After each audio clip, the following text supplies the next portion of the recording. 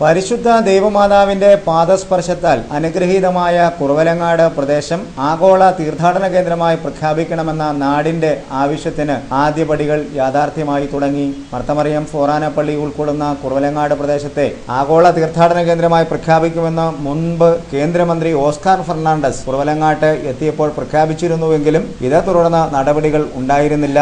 എന്നാൽ ടൂറിസം മാപ്പിൽ ഇടം നേടാൻ കഴിഞ്ഞ കുറവലങ്ങാട് മർത്തമറിയം ഫോറാനപ്പള്ളി ആഗോളതലത്തിൽ പ്രശസ്തി ആർജിച്ചതോടെയാണ് സർക്കാർ തലത്തിൽ ഇതുമായി ബന്ധപ്പെട്ട നടപടികൾക്ക് തുടക്കമായിരിക്കുന്നത്. ആദ്യപടിയായി സംസ്ഥാന ടൂറിസം വകുപ്പ് ജില്ലാ ടൂറിസം പ്രൊമോഷൻ കൗൺസിലുകളുടെ നേതൃത്വത്തിൽ പൊതുനിരത്തുകളിൽ സ്ഥാപിക്കുന്ന ബോർഡുകളിൽ കുറവലങ്ങാട് മർത്തമറിയം ഫോറാനപ്പള്ളിയുടെ പേര് ഉൾപ്പെടുത്തി ക്രമീകരണങ്ങൾ ഒരുക്കാൻ നടപടികൾ സ്വീകരിച്ചു തുടങ്ങിയിട്ടുണ്ട്. വിദേശങ്ങളിലടക്കം ആയിരക്കണക്കിന് തീർത്ഥാടകർ കുറവലങ്ങാട് പള്ളിയിലേക്ക് എത്തുന്നതിന് ഈ ദിശാ ബോർഡുകൾ ഏറെ ഉപകാരപ്രദമാകുമെന്നാണ് വിലയിരുത്തപ്പെടുന്നത്. ദിശാ ബോർഡുകൾ സ്ഥാപിക്കുന്നതുമായി ബന്ധപ്പെട്ട നടപടികൾ യാഥാർത്ഥ്യമാക്കുന്നതിന്റെ ഭാഗമായി ജില്ലാ tourism promotion council secretary Jiju Jose പത്തിൽ കുറവലങ്ങാട് മർത്തമറിയം ഫോറാനപ്പള്ളിയിലെത്തി പള്ളി അധികൃതരുമായി സംസാരിച്ച് ക്രമീകരണങ്ങൾ വിലയിരുത്തി. മർത്തമറിയം ഫോറാനപ്പള്ളി വികാരി ഫാദർ എബ്രാഹിം കൊല്ലിത്താനത്തുമലയിൽ സഹവികാരിമാരായ ഫാദർ മാത്യു എണ്ണക്കാപ്പിളിൽ, ഫാദർ ഇമ്മാനുവൽ പാറേക്കാട്ട് എന്നിവരുമായാണ് DTPC സെക്രട്ടറി ചർച്ചകൾ നടത്തിയത്. തീർത്ഥാടന കേന്ദ്രമെന്ന നിലയിൽ ഭൗതിക സാഹചര്യങ്ങൾ വർദ്ധിപ്പിക്കേണ്ടതിന്റെ ആവശ്യകതയെക്കുറിച്ചും ചർച്ചയിൽ പരാമർശങ്ങളുണ്ടായി. കുറവലങ്ങാട് മർത്തമറിയം ഫോറാനപ്പള്ളി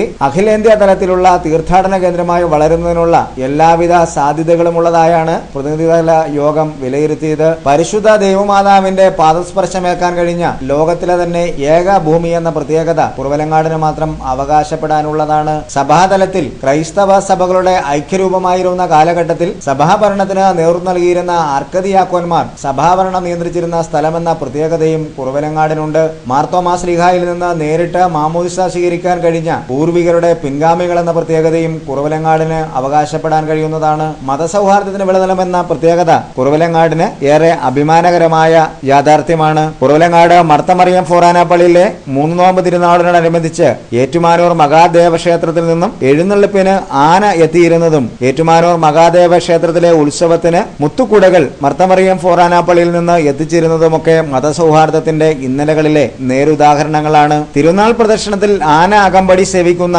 പള്ളി എന്ന പ്രത്യേകതയും കുറവലങ്ങാടിന് മാത്രം അവകാശപ്പെടാനുള്ളതാണ്. വിശുദ്ധ ഗ്രന്ഥത്തിലെ പഴയ നിയമത്തിലെ യോനാ പ്രവാചകന്റെ കപ്പൽ യാത്രയെ അനുസ്മരിപ്പിച്ചുകൊണ്ട് കപ്പൽ പ്രദർശനം തിരുനാൾ പ്രദർശനത്തോടനുബന്ധിച്ച് നടത്തുന്ന പള്ളി എന്ന പ്രത്യേകതയും കുറവലങ്ങാട് മർത്തമറിയം ഫോറാനപ്പള്ളിക്കുണ്ട്. ചരിത്ര വിദ്യാർത്ഥികൾക്കും തീർത്ഥാടകർക്കും ഒരേപോൾ കൗതുകം വിളമ്പുന്ന ഒട്ടേറെ ചരിത്ര വസ്തുക്കളുടെ ശേഖരവും മർത്തമറിയം ഫോറാനപ്പള്ളിയിലുണ്ട്. പള്ളിയോട് അനുബന്ധിച്ച് പ്രത്യേക മ്യൂസിയം തന്നെ തീർത്ഥാടകർക്കായി ക്രമീകരിച്ചിട്ടുണ്ട്. 112 വർഷങ്ങൾ പിന്നിട്ട ഇരുനില വൈദിക മന്ദിരം ശില്പകലാ വൈദഗ്ധ്യത്തിന്റെയും നിർമ്മാണ ചാരുതയുടെയും വലിയ അടയാളമാണ്. ബഹുഭാഷാ പണ്ഡിതനും ദീപിക ദിനപത്രത്തിന്റെ സ്ഥാപകനുമായ നിതീരിക്കൽ മാണിക്കത്തനാർ, ഉണ്ണിശ്ലോകനായ പനങ്കുഴക്കൽ വലിയച്ഛൻ, ഷെവലിയർ VC ജോർജ്, കേന്ദ്ര ഗവൺമെന്റിന്റെ സാമ്പത്തിക ഉപദേഷ്ടാവായിരുന്ന ഡോക്ടർ PJ തോമസ് തുടങ്ങി ഒട്ടനേകം പ്രതിഭകളെ സമ്മാനിക്കുവാൻ ഭാഗ്യം ചെയ്ത നാടെന്ന പ്രത്യേകതയും കുറവലങ്ങാടിനുണ്ട്. സഭാതലത്തിലുള്ള ഭരണത്തിന്റെ പ്രത്യേകത പരിഗണിച്ചാലും കുറവലങ്ങാടിന് മാത്രം അവകാശപ്പെടാൻ ഒട്ടേറെ യാഥാർത്ഥ്യങ്ങളാണുള്ളത്. ബിഷപ്പ് സെബസ്ത്യാനി